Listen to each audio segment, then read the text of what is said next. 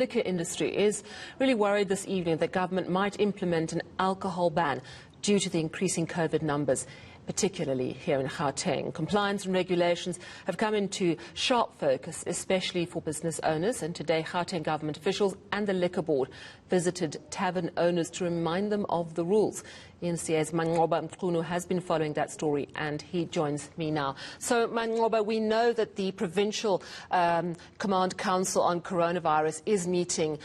We expected it to happen this afternoon, and they are discussing possible restrictions. The President is also flagging that new restrictions might be required here in Gauteng.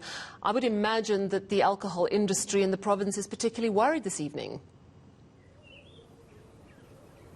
Indeed, Sally, alcohol traders here in the province quite worried about some of those utterances, and some perhaps were saying that there should be a liquor ban that should be considered by the provincial government. And earlier on, we did see them holding a training session, Sally, to try and speak perhaps to their members. That training being held by the National Liquor Traders as well as the Gauteng Liquor Board, really calling on their members to comply with COVID-19 regulations in terms of social distancing, in terms of the number of people that attend to these particular establishments. So really trying to enforce those regulations and to ensure that we don't get to a situation perhaps where we could see that alcohol ban being put in place here in the province. But to speak more fully about this particular training and what exactly it entailed, I'm joined by Lucky Ndimane, who's from the National Liquor Traders. Lucky, thank you for your time. Earlier on, we did see the training taking place in Tembisa with over 100, to be exact,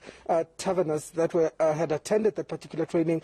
But what message came out of it? What is it that you were teaching these taverners in terms of COVID-19 compliance?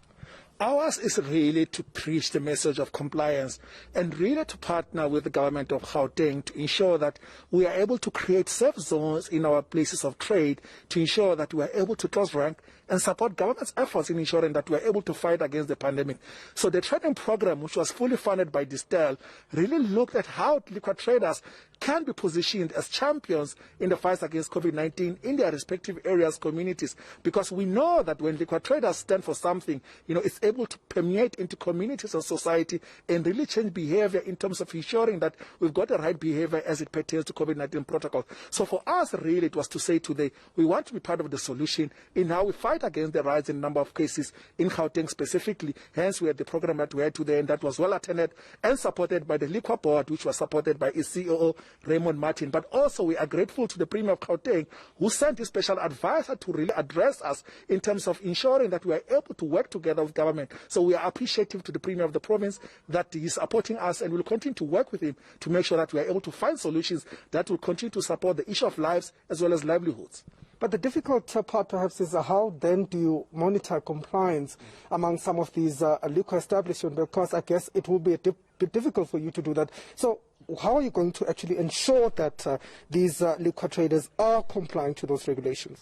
So we have partnered with the alcohol industry. So the top 5 manufacturers, be it SAB, Distel, Heineken, Pernod Ricard, and Diageo, have actually developed an audit process that allows their sales reps to really go into these taverns and be able to talk to taverns and measure the compliance levels. And that helps us in terms of understanding where the taverns are at in terms of compliance. So this helps us in terms of having targeted interventions that are able to really draw on the experience of, the behaviors that we're seeing on the ground, and us having the intervention that we had, for example, today. So the audits are helping us to identify which taverns are not really following the processes or the regulations as pertained by the COVID-19 protocols, and we're able to have interventions in that regard. So we are grateful to the manufacturers that have invested so heavily in this type of process, the audit process that is. So grateful that we'll be able to go forward and be able to identify anyone who's not compliant and report those to the law enforcement officials. And if needs be, people need to lose their licenses. People need to be suspended and not be allowed to trade as we're gearing to fighting the COVID-19 in the province. The third wave is a very serious matter that we all need to take heed to, and we're grateful that liquor traders are taking that fight and supporting government in Gauteng to make sure that we're able to work on this together. And in terms of Gauteng, of course, it is quite a concern given the numbers that we're seeing in Gauteng. Are you at all prepared as liquor traders to accept perhaps an alcohol ban here in this particular province if at all these tougher restrictions are introduced in Gauteng? Because as we speak, government is talking tough. They are talking of tough restrictions. So are you at all going to concede, perhaps in Gauteng, to allow such an alcohol ban to take place? I mean, we are supporting the tough call made by the Premier, and we're the first one to reach out to him yesterday to say, Premier, you need to really come with a solution that is going to protect the lives of the people in Gauteng. But we do not think that the banning alcohol is the solution.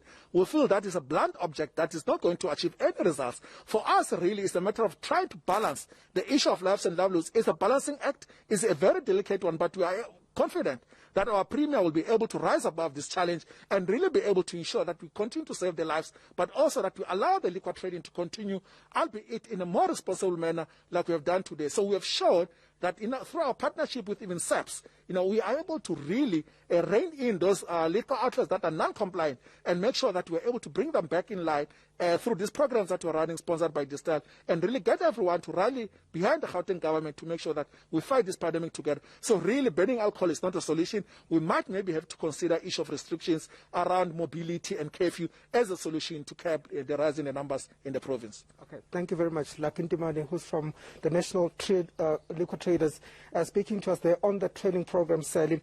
Of course, many of the liquor traders quite concerned at this particular point, Sally. I spoke to quite a number of them who are saying that they simply cannot afford to have another hard lockdown given the losses that they've suffered to their businesses in the lockdown last year when the liquor ban was imposed in South Africa. So they're really saying, Sally, that they're going to be complying with those regulations. They're going to be enforcing them in their different establishments so that they could avoid it at all costs that this hard lockdown and these restrictions, which could see another alcohol ban, are imposed again here in Gauteng province, more in particular. Yeah, thank you so much for that report. That was Manqoba Mchunu. Now,